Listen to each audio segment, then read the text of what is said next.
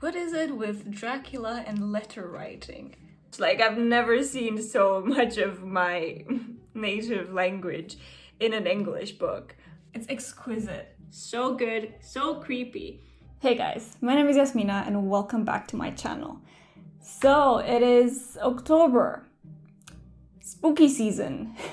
I try to read kind of spooky books during the month of October, and actually last year I only read spooky books during October, and I have a reading vlog of that which I'll link up here and down in the description. But this year, instead of doing the same thing, I thought I would make it even more themed around a more specific theme. And I chose Dracula. And not just like vampires, specifically Dracula, and reading books about Dracula. I have 3 books here that I will read throughout the month of October and will let you know what I think. And they are all, surprise, surprise, about Dracula. So let me show you the books. First of all, of course, the book that started it all, Dracula by Bram Stoker. Shockingly, I have not read this. I am from Romania, by the way, if you're not aware, where the myth of Dracula originated from. And I will give you a little bit of a history lesson on Count Dracula and the mythology surrounding it in just a second. But back to the book. So, of course, we have the classic novel that started all, Dracula by Bram Stoker first. And then I have a book that I've only heard mentioned once, but it really caught my eye, and this is A Dowry of Blood by S.D. Gibson. And I'm pretty sure I heard about it from Riley Marie's channel. I will link her down in the description, but this is about the 3 brides of Dracula. That's all I really know about it. It's quite a bit of a short book, so I'm hoping it's going to be really good and a relatively quick read. And the third and final book that I'm going to read for my little Dracula reading challenge is The Historian by Elizabeth Kostova. Also a novel that I haven't really heard many people talk about, but when I first actually heard about it, it sounded right up my alley. And I'm very excited to read it. And it is, again, of course, about Mr. Count Dracula. And in this case, it is kind of a dark academia thriller surrounding the mythology around Count Dracula. I don't really know much about it. The back doesn't really say much, but what caught my eye is this little quote. It says, "Filled with fascinating details of archaic vampire lore, the splendors of the Ottoman Empire, and the beauty of the Romanian countryside." So I just kind of feel like I have to read it.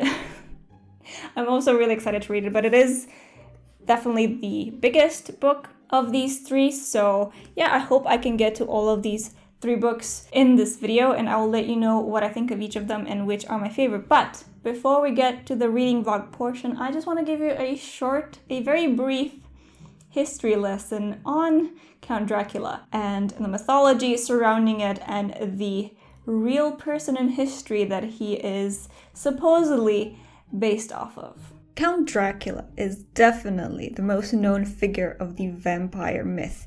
And I mean the kind of vampire who turns into bats, sleeps in coffins, and is immortal, and not the kind who sparkles and broods for the entire movie. Bram Stoker didn't invent the vampire myth, but he published his novel at a right time after numerous accounts and stories of vampirism started emerging from the Balkans in the 17th and 18th century. So Count Dracula was actually inspired by a real person called Vlad Tepes. You might also have heard of him as Vlad Dracula or Vlad the Impaler. Vlad Tepes was born in 1431 in the fortress city of Sighișoara. While a lot of people associate Vlad Dracula with Transylvania, he was actually the ruler of Wallachia and not Transylvania. But they are both regions that are now part of Romania. In his 6-year reign, Vlad Tepes earned his title as the Impaler through committing many acts of cruelty, and impaling people and raising them in the town square was one of his preferred ways of dealing with so-called criminals. Vlad Dracul was Tepes' father, and he was a member of the Order of the Dragon, which makes Vlad Tepes Vlad III Dracula, which means son of Dracul, son of the dragon. The Order of the Dragon was a military religious organization whose main objective was stopping the expansion of the Ottoman Empire and also preserving Christianity. You might also be familiar with Dracula's castle, which is actually called Bran Castle in Transylvania in Romania. However, Vlad Tepes was only rumored to have been there for a very short period of time. It was not actually the castle in which he reigned. That was a completely different castle that is now a ruin. But to this day, this is one of the most famous sites in Romania and definitely worth a visit. I have been there myself. It is quite pretty. Of course, also creepy. All right, so I hope you enjoyed the brief little history of Dracula, and let's move on to the reading vlog of my little Dracula-themed Spooktober reading TBR. Let's just cut to the next clip. Hello from the jungle. That is my living room. So I'm about halfway through Dracula. I'm at page 200. And I have some thoughts already. So the beginning of this book, the first 60 pages were immaculate. So good, so creepy. That's when this main character, he is a real estate solicitor and he visits Count Dracula in a castle in the forest of Transylvania. The castle is not actually named, but we'll just say it's Bran Castle. He visits Count Dracula because he purchased a property in London for him, and so he goes there to kind of give him all the papers and all the information. And maybe shouldn't say more than that. But the first 60 pages is all about this guy being in Count Dracula's castle, and it's so good, like so creepy. It's told in diary form, so this guy writes down his days there. However, after that, we go back to London, and then a lot of mysterious murders start happening all around London. And then the rest of the book is still told in diary formats and letters between different characters, and you're trying to piece together all these weird murders. The problem is there's so much fluff that goes along with these letters and these diaries from all these other characters that I find myself skimming a lot of it because I'm not really interested in it's a lot of minute details about their lives that isn't really relevant to the plot. Yeah, it's just a bit meandering as well. I feel like a lot of it could have been redacted or edited down quite a bit. So I'm finding myself skimming some of these and just trying to find the relevant plot elements within. If the book had continued on as it started, to me this would have been amazing, but so far I have mixed feelings because the beginning is like 5 stars, but I'm not sure about the rest, but I still have halfway of this, so we'll see what it will end up being at the end. Okay, so it's a few days later and I finished Dracula by Bram Stoker. It got a little bit better towards the end, but overall, to be honest, I wasn't really that engaged. I would say the last 100 pages were a little better, but there was just so much meandering. Like, this book could have been at least half the size and still include all of the relevant plot elements. And I think that's my main issue with it. And there's too many travel logs with little relevancy to the plot, with little consequence. I gave this 2 stars on Goodreads just because I just didn't enjoy the reading experience. But I really like the story and the plot. Although even with the plot, I feel like it was so long-winded at times. Like, I'm not gonna spoil anything, but just the sort of plot line with Count Dracula's boxes of dirt.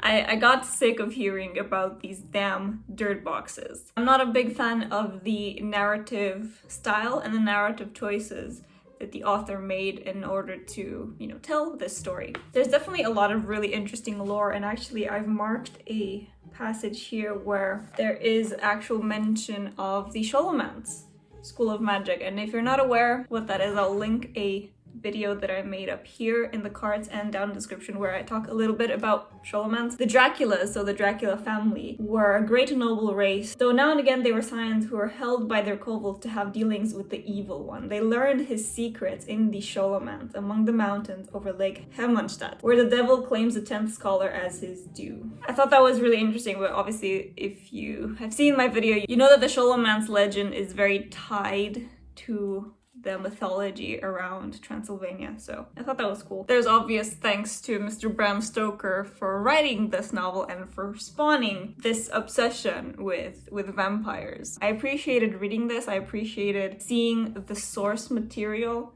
However, I just think it's not a very enjoyable reading experience, at least it wasn't for me, and I will just go find my vampire stories somewhere else. But I'm really happy that I finally read this. And there was definitely some interesting stuff, and I really enjoyed the descriptions of when they were in actual Romania, in the Transylvania area. That was quite nice, and I appreciated that. On to the next one.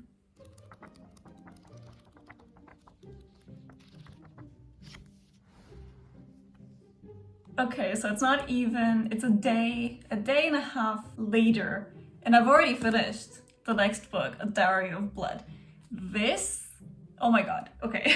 First of all, like I said, I finished this really quickly. It is a novella, it's 240 pages long, but this flew by. Oh my gosh, I gave this 5 stars. This was exquisite. I heard the prose was really beautiful, and it was. It is really, really beautiful writing. But I just kind of fell in love with all of it, like the atmosphere, the characters.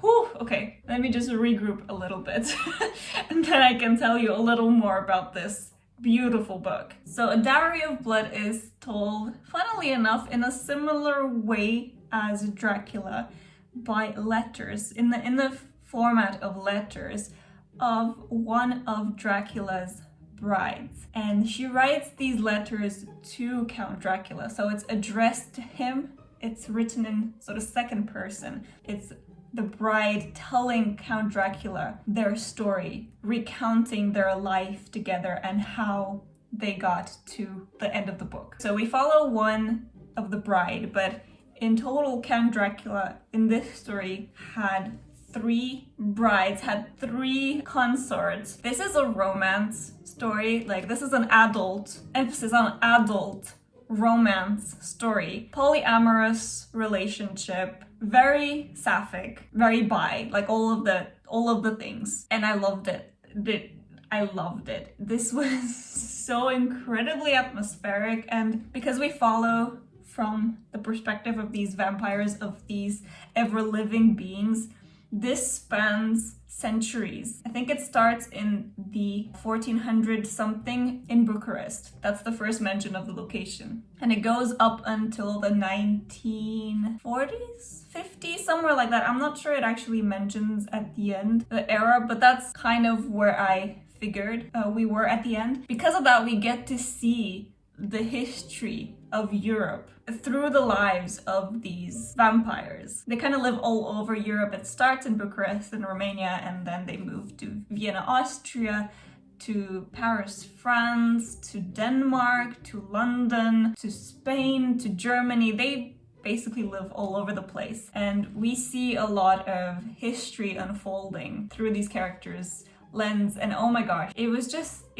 gorgeous. And yeah, the writing is a huge part of it. Just the choices the author made in constructing the sentences, and also the writing style, like the formatting. So there's like short 1 paragraph kind of sections or chapters, and then there's ones that are much longer. So it reads really quickly.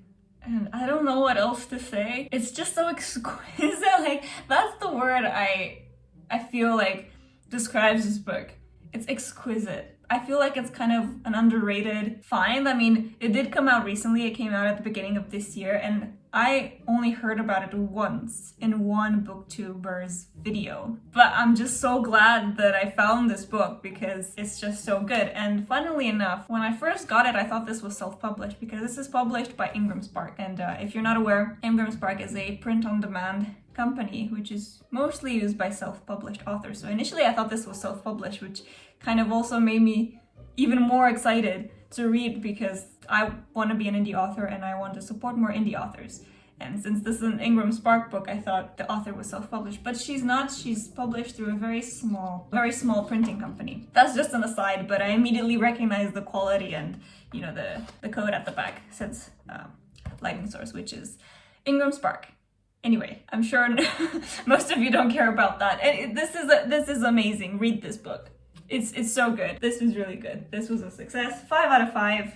Amazing. Just amazing. And so the last book that I'm going to read for this Dracula reading vlog is The Historian by Elizabeth Kostova. So this is definitely a chunker. This is the thickest of the 3, but since I finished that one in a day and a bit, there's still time to get through this one, but it's definitely, how long is this? It's 700 pages. So I better get started on this. See you in the next clip. So I'm about 200 pages into The Historian, and this is really interesting. It's definitely slow. It's kind of a weird combination between like a Dan Brown kind of historical thriller with dark academia. The main premise sort of revolves around Count Dracula and the history and the mythology surrounding it. And it's really, really interesting. I mean, it mentions Bram Stoker's Dracula as one of its main kind of sources, also a bunch of other like historical resources, and I think it's super interesting. But I don't want to really give too much away because I kind of went into this blind, but I'm definitely enjoying it. It's kind of slow. It's very descriptive and there's not much actual action happening. There's a lot of academic research and lots of sitting around in libraries looking at old books and trying to find pieces of Dracula's mythology and appearances throughout history. So really interesting so far, just a bit slow, and it's also massive. It's 700 pages, so I'm hoping that it won't take me too long to get through it, but because it's quite dense and the font is also quite small, as you can see, it does take me quite a bit to get through it. Really nice, definitely dark academia. And I haven't really heard many people talk about this book at all, but this is definitely dark academia. So if you're into that, then already I can highly recommend this as a dark academia read.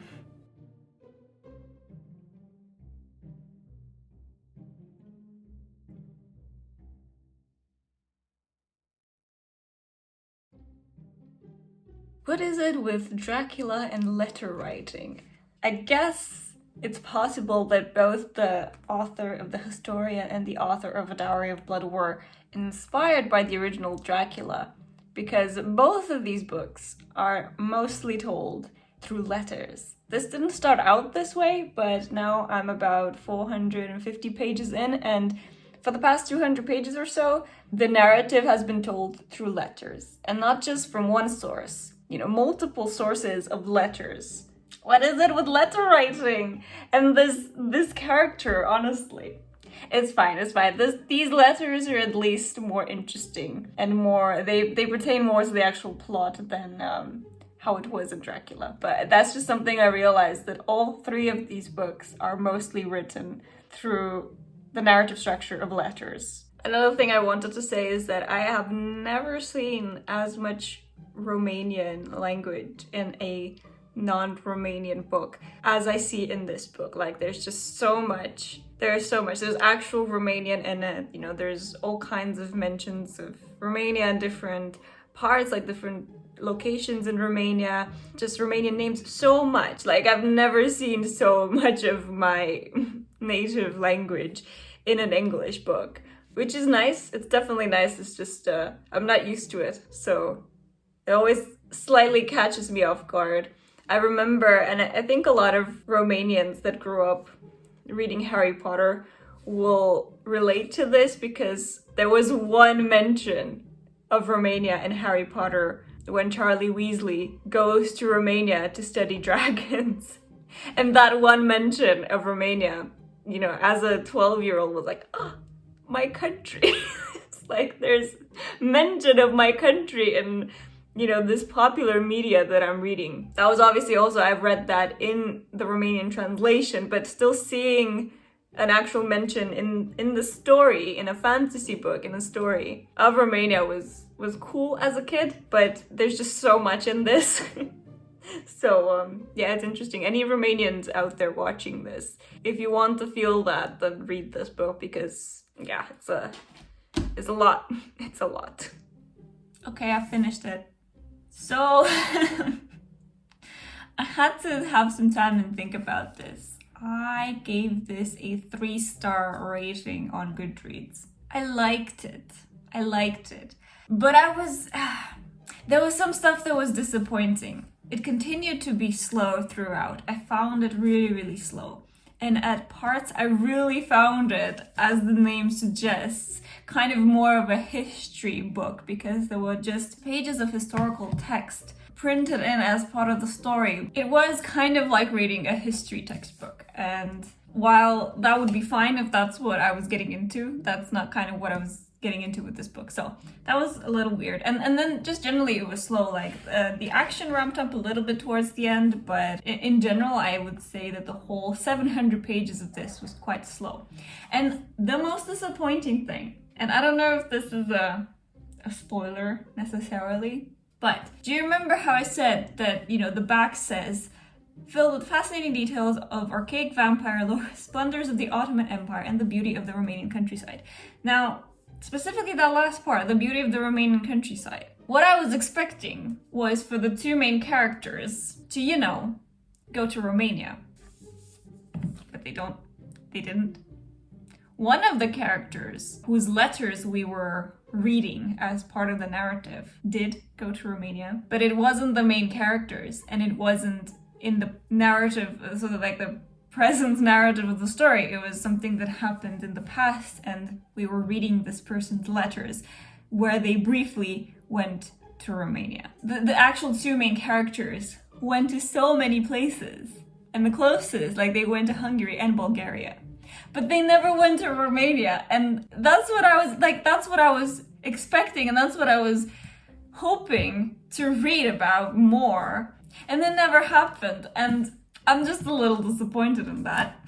But overall, it was really interesting. The actual Dracula lore was super, super interesting. I'm not gonna spoil anything else about the actual story. Overall, I would recommend this, especially if you like dark academia, and if you're not afraid of a slow-paced, long, 700 pages story, then I would recommend it. But if you prefer sort of fast-paced thrillers, then this ain't it. So those were my 3 vampire books that I read this month. So let's review Dracula by Bram Stoker, A Diary of Blood by S.T. Gibson, and The Historian by Elizabeth Kostova. And I would say that I definitely liked this the most. I gave this 5 stars. The Historian I gave 3 stars. And Dracula I gave 2 stars.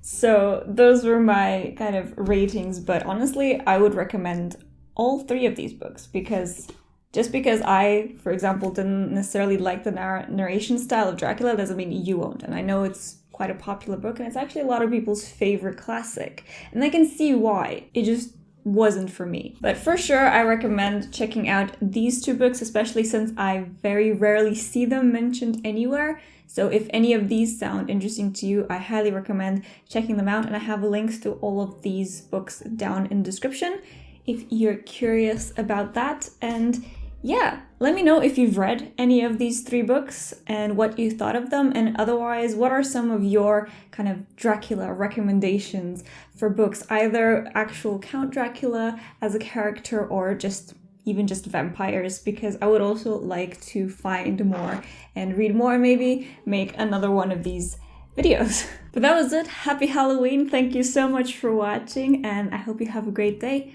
I'll see you next time in a new video. Bye.